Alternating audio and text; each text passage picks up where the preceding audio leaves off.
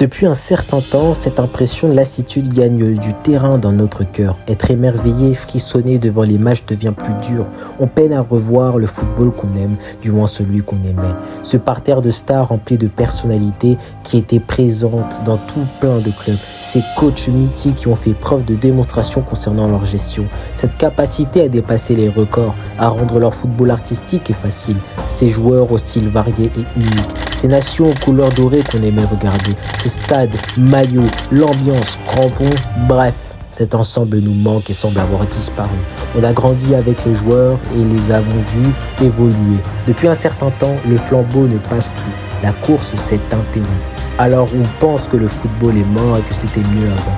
Mais laisse-moi te dire une seule chose. T'es emprisonné dans un genjutsu qui t'empêche de voir la réalité en face. Je vais te le dire, chaque coup, le beau parleur va te le dire. Mais depuis l'an dernier, tu es dans le nouveau cycle du football.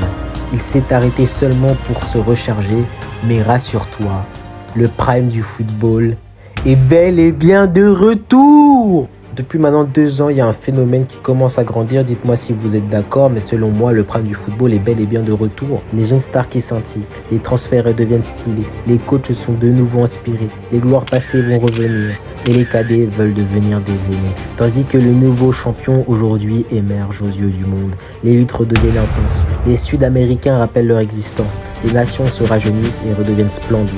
Les postes se réinventent, les scores ne sont plus une évidence, les nouveaux maillots redeviennent classe. La réalité se retrouve aujourd'hui bouleversée par des histoires et des scénarios improbables.